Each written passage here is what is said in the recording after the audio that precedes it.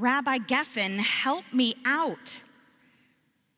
These were the words with which one NSCI father greeted me last week on Rosh Hashanah.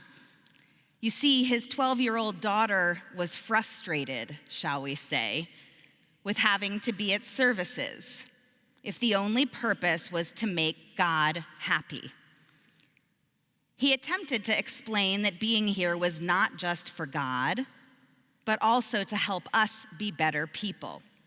But she wasn't buying it. So I offered some backup about how the High Holy Days give us the chance to grow, that as people, we always have the potential to evolve. We are alive and always changing, sort of like a tree. But we need to nurture that growth to make sure we become the best we can be, and that's what the High Holy Days are here to help us do.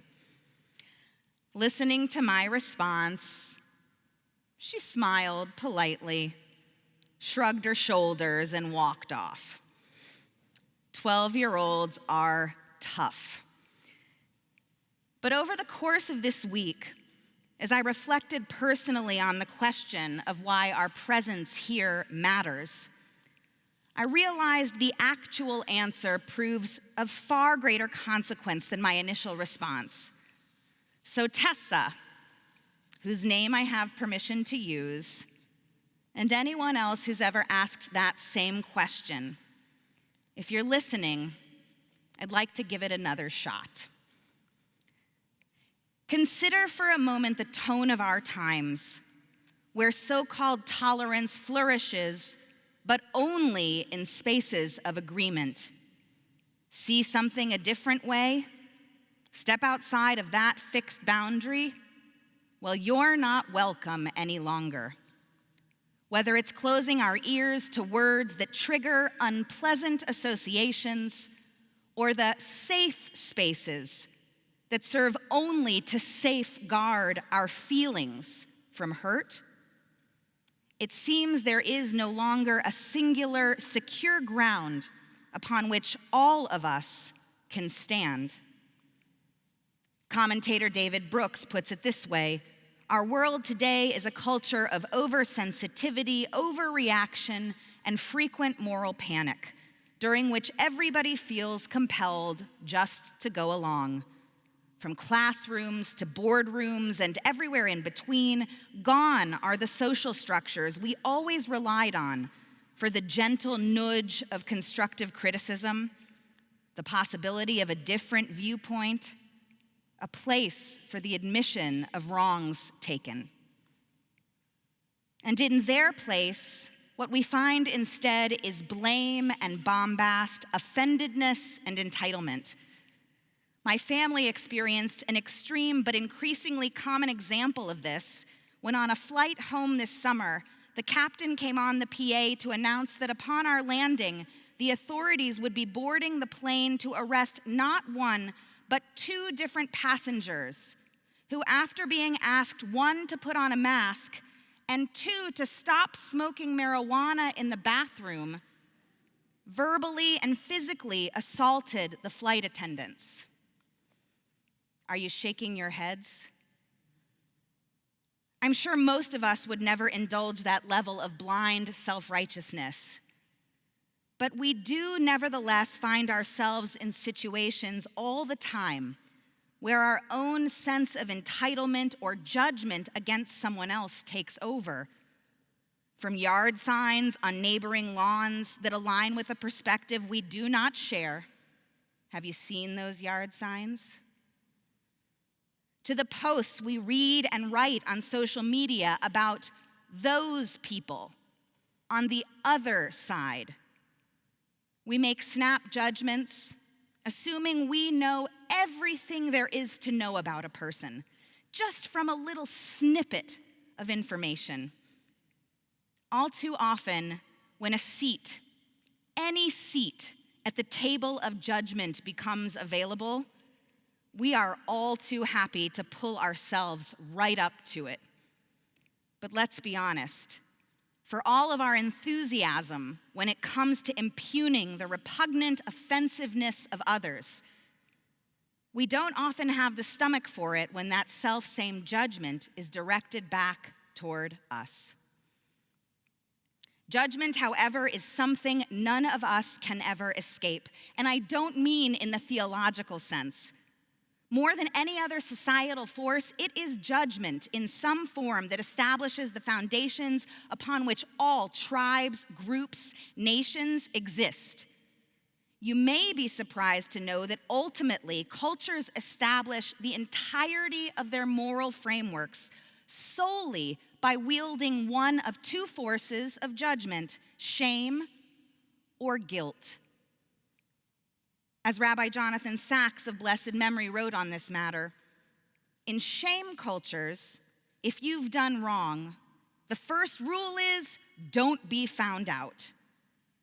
If you are, then bluff your way through.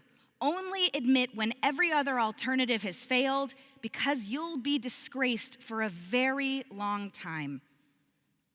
He continues, but guilt cultures make a sharp distinction between the doer and the deed, the sinner and the sin.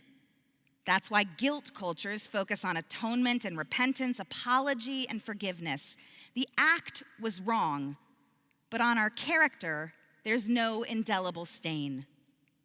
Shame cultures exist to push the offender away, but guilt cultures exist to create a path for the offender to come back in.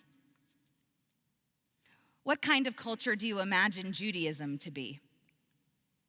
Look no further than these high holy days. You'll see a system designed specifically to reject shame. In fact, throughout the entirety of its 3,000-year evolution, its purpose has been consistent: to remind each of us that no one is without flaw or failure. This notion is codified throughout the entirety of our liturgy. It's why traditionally at the beginning of the Kol Nidre service, we ask for permission to pray with the Avaryanim. Who are the Avaryanim? They are sinners, transgressors, those we'd otherwise be quite comfortable shaming away. But Kol Nidre's clarity taps us on the shoulder to remind us of the deeper abiding truth. The guilt goes both ways. We are all Avaryanim this night. It's why we conclude Tavo Lefanecha with the declaration, we are not so arrogant and stiff-necked as to say before you, God and God of all ages, we are perfect and have not sinned. Rather do we confess, we have gone astray, we have sinned, we have transgressed. Or to put it in more relatable terms, as Rabbi David Stern invites us to ask ourselves, has there been a year in which I have not been impatient with people I love? Has there been a year in which I have not been judgmental of others without understanding their hearts? Has there been a year in which I have not failed to control my temper or my tongue, or failed to muster the courage to stand up more strongly for what is right? Shame from any of these failures might make us feel isolated or abandoned, but on this night, we all sit together in our guilt. On these high holy days in the synagogue or wherever you find yourself, not one of us stands apart or sits alone. Turns out Jewish guilt might just be the most benevolent force we have. And it all boils down to a simple childhood grammar lesson embedded in that confessional we just chanted and read together a few moments ago. Notice the subject of every verb in the litany of offenses, not I, but we. For the sins we committed against you, Asham knew, that knew means we embarrassed, we slandered others. In our collective confession of sins which an individual might or might not have personally committed at all, we are engaging in a most selfless act, giving the priceless gift of sacred cover to others, to create a safe space enough for them to take the first steps on their own teshuvah journey. Think about that for a second. The whole ritual could have been created differently. What if before the reading of each sin, the clergy invited only those who had committed that particular sin to stand and read aloud? Murderers, thieves. How many people would stand? How many would even give voice at all? We'd be plummeted into paralyzing shame or defensive denial.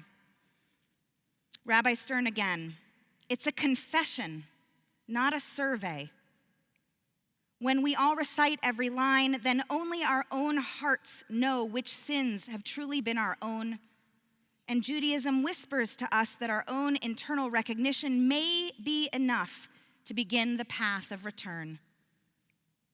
This is actually what creating a safe space entails. You might be surprised to learn that safe space did not originate in the 1960s social justice movements it is so often misreported to be from. Instead, it began in 1940s corporate America with Kurt Lewin, a Jewish refugee from Nazi Germany who also happened to be a founder of social psychology and management theory. Lewin was asked to develop leadership training to address the stagnation of business evolution and growth. Turns out corporate culture did not provide environments safe for employees to offer feedback and criticism without fear of being fired. So Lewin and his team created safe spaces in which employees and managers could speak honestly about working conditions and productivity goals without fear of retaliation or retribution. When members of the group felt they could freely participate in setting goals, everything started to change.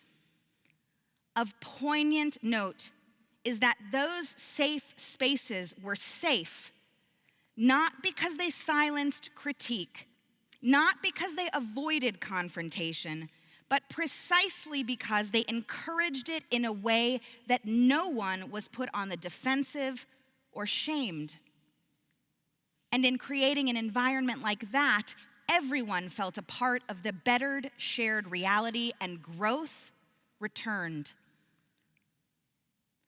Would you believe that the High Holy Days might just be the very last true safe space we have?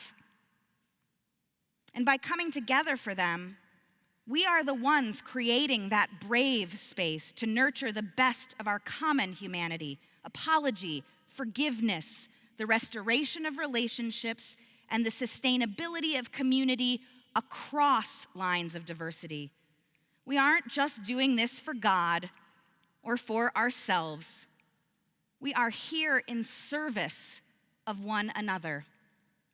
And that is a profound reminder that although the universe does not revolve around any single one of us, we do, each of us, have an incredible, unique power. We, each of us, can create the environment for others' lives to change.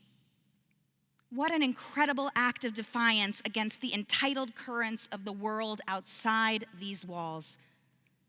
It is your very presence engaging in this experience right now that might permit the healing of a relationship or the saving of someone's soul. Our gathering on these days, creating and holding tolerant space for one another, isn't an effort limited to Rosh Hashanah and Yom Kippur.